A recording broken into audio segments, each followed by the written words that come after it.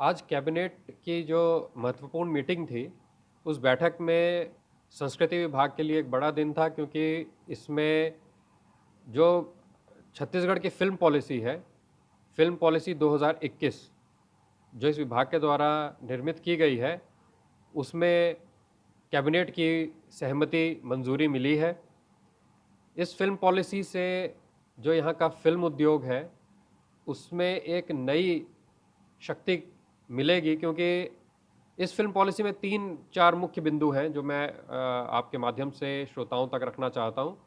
वो ये है कि अगर कोई बॉलीवुड या हॉलीवुड की मूवी भी यहाँ आती है, तो उनको अलग-अलग प्रकार की सब्सिडी मिलेगी। अगर पहली मूवी है तो 1 करोड़ से शुरू होकर 1.5 करोड़ तक की सब्सिडी का प्रावधान उसमें दिया गया है।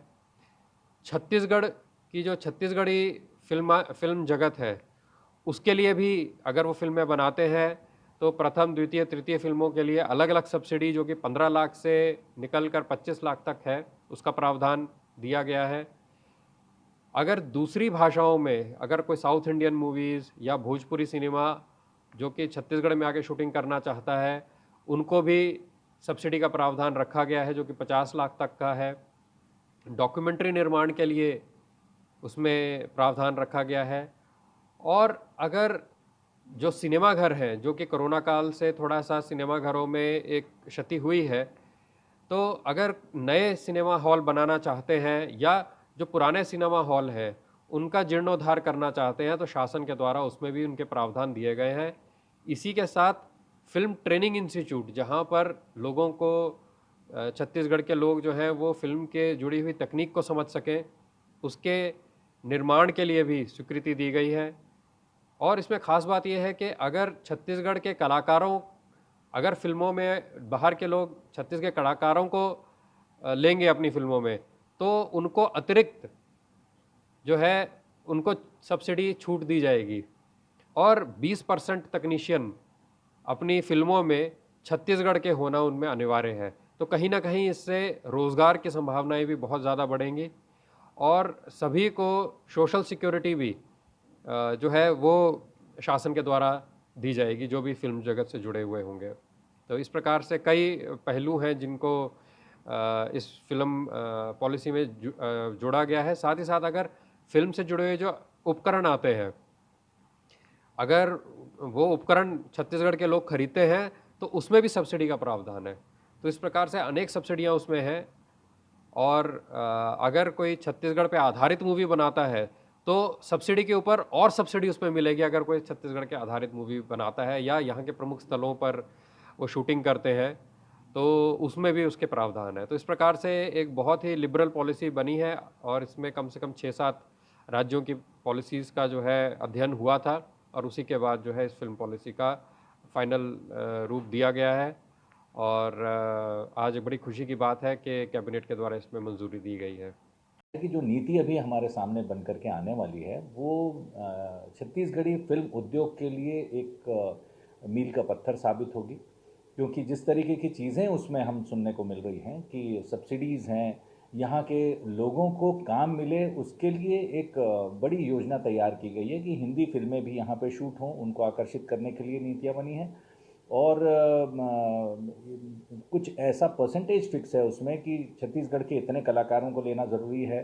तो ऐसे में न केवल उनको रोज़गार मिलेगा जो हमारे यहाँ के आर्टिस्ट हैं, हमारे यहाँ के टेक्नीशियंस हैं, हमारे यहाँ के स्टूडियोज़ हैं, बल्कि जिन रेट्स पे अभी उनकी जो मानदेय है वो बढ़ कर के मेरे को लगता है कि एक सम्मानजनक राशि उनको मिलना शुरू होगी। तो ये एक बहुत अच्छी नीति है जिसका हम सभी फिल्मकार छत्तीसगढ़ के इसका स्वागत करते हैं। नहीं, मुझे ये लग रहा है कि जिस तरीके की नीति यहाँ पे बनाई गई है वो बहुत से राज्यों को देख कर के, वहाँ की नीतियों को देख समझ करके और छत्तीसगढ़ के हिसाब से उसको डेवलप किया गया है। तो ऐसा लगता है कि चूंकि ये छत्तीसगढ़ एरिया हिंदी फिल्मों के लिए अछूता है, तो ऐसे समय पर लोग नए जो लोकेशंस जिनको चाहिए होते हैं वो लोग डेफिनेटली छत्तीसगढ़ में आकर के शूट करेंगे। और जिस तरीके की सुविधाओं की बात इस नीति में हो रही है, मुझे लगता है कि बाहर के राज्यों से हमारे छत्तीसगढ़ में लोग ज़्यादा आकर्षित हों। बिल्कुल फायदा होगा। बाहर के लोग, बाहर के कलाकार, बाहर के फिल्मकारों को भी फायदा होगा, स्थानीय कलाकारों को, स्थानीय फिल्मकारों को भी फायदा होगा।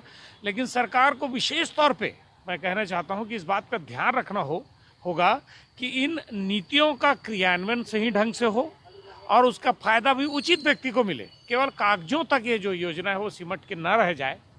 ऐसे बहुत सारी योजनाएं जो कागजों तक सिमट के रह गई है और 3 साल बीतते बीतते सरकार ने इस दिशा में सुध ली कि फिल्म नीति तैयार हुई, लेकिन इसकी मॉनिटरिंग भी होती रहे। खास तौर से खुद मंत्री विभाग के, खुद सीएम साहब इसकी मॉनिटरिंग करते रहें, तभी इस योजना का लाभ हम जैसे कलाकारों को और जो आम फिल्मकार हैं जो बहुत उम्मीद से फिल्म बनाते हैं लेकिन फिल्म नहीं चलती, उनको फायदा होगा। और बाहर के लोगों के मन में भी, बाहर में भी हमारी जो छत्तीसगढ़ की जो यहाँ की जो पर्यटन है, यहाँ की जो संस्कृति, उसका एक जो है इम्पैक्ट पड़ेगा, एक प्रभाव होगा, एक फायदा होगा। बिल्कुल बिल्कुल कल्चर का आदान प्रदान होगा। बाहर के लोग हमारी फिल्मों के बारे में जानेंगे, हम लोग बाहर की फिल्मों के बारे में जानेंगे।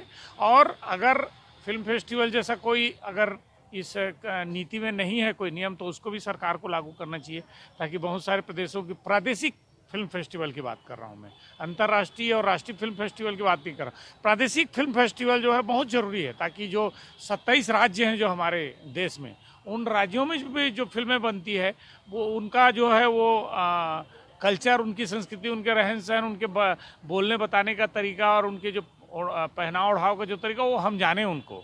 जैसे अब मध्य प्रदेश है, मध्य प्रदेश में बुंदेलखंडी बघेलखंडी 2 भाषा है, लेकिन वहाँ कोई फिल्म नहीं बनती। ऐसे बहुत सारे राज्य हैं जहाँ फिल्म नहीं बनती। 21 साल बाद नीति बनी, उसके लिए माननीय मुख्यमंत्री जी को बहुत बहुत बधाई, संस्कृति मंत्री जी को भी बधाई। लेकिन बधाई तभी कारगर साबित होगी जब उसका क्रियान्वयन, उसका एग्जीक्यूशन सही ढंग से हो और केवल कागजों तक सीमित ना रहे और इसका प्रॉपर मॉनिटरिंग होती रहे।